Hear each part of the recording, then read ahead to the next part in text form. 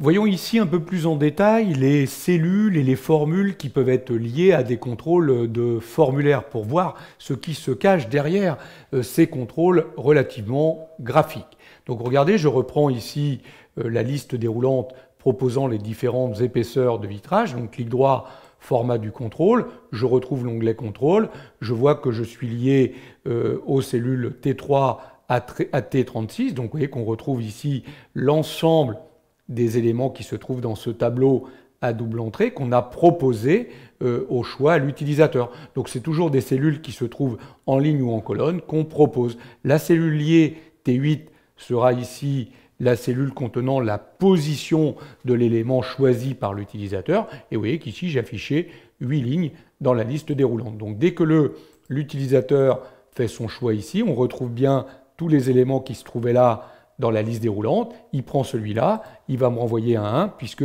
j'ai choisi le premier élément de la liste. Évidemment, tout ça va être utilisé derrière pour effectuer des calculs. Alors on va utiliser très souvent avec des formulaires, des fonctions comme recherche V, comme index, équive. Si vous ne connaissez pas toutes ces fonctions, je vous renvoie aux leçons vidéo qui traitent de ces fonctions de recherche dans des tables à simple ou double entrée qui sont très utilisées forcément avec des formulaires de saisie. Par exemple, vous voyez ici le prix au mètre carré, je l'ai obtenu grâce à une fonction index qui recherche dans une table à double entrée. Donc la table en question T11 à Y14, autrement dit, ma table c'est tout ça. OK ? Et je recherche en fonction d'un élément de ligne que je vais récupérer en T7, c'est-à-dire la position qui est ici, que j'aurais choisi par rapport au vitrage, et la colonne en T8 que j'aurais récupérée par rapport à la position qui correspond à la liste épaisseur ici. En fait, ça c'est ma table. Là, comme j'ai choisi le deuxième élément dans vitrage, il me ramène 2. Le premier élément dans l'épaisseur, il me ramène 1. Et donc, il va me chercher la deuxième ligne et la première colonne. Donc, vous voyez qu'il ramène bien 15, 20. Alors que si j'avais choisi 2, 4, 2, c'est en troisième colonne, il me le dit ici, en deuxième ligne puisque je suis en feuilleté, donc il me ramène bien ce qui se trouve à l'intersection des deux, 44,20 €. Je vous renvoie à la maîtrise de cette fonction index. Là, par exemple, cette cellule, elle vient récupérer uniquement la cellule O8 qui est ici.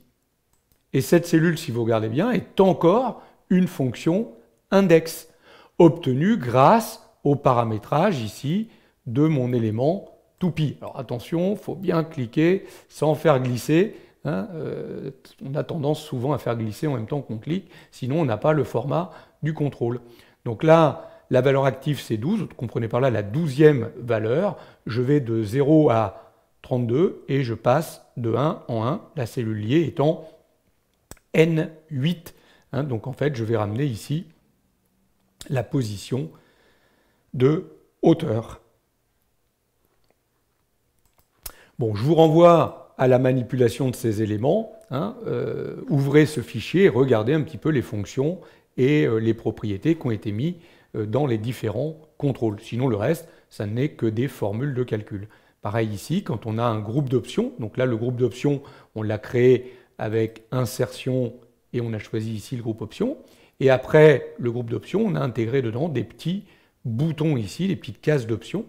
Et si vous regardez bien, ces petites cases d'options, alors toujours pareil, si on n'y arrive pas à faire le clic droit, on vient dans propriétés, on retrouve les différentes propriétés du contrôle avec la cellule liée, et est-ce que cette case par défaut est activée, non activée, etc., etc. Donc vous voyez que chaque contrôle a son propre paramétrage et très souvent derrière des cellules liées et des formules de calcul qui vont permettre de l'alimenter. Donc n'hésitez pas à passer en revue chacun de ces contrôles. À chaque fois, vous allez dans Propriétés, vous faites le clic droit Format de contrôle pour regarder comment cela fonctionne. Évidemment, on a travaillé aussi avec des formules de calcul, notamment à partir des tableaux qui sont présents ici. Donc n'hésitez pas à revisionner ou à regarder les leçons qui traitent des fonctions de calcul un peu plus évoluées dans Excel, hein, notamment, je le répète, les fonctions comme index, équive, recherche V sont très utilisées dans les formulaires.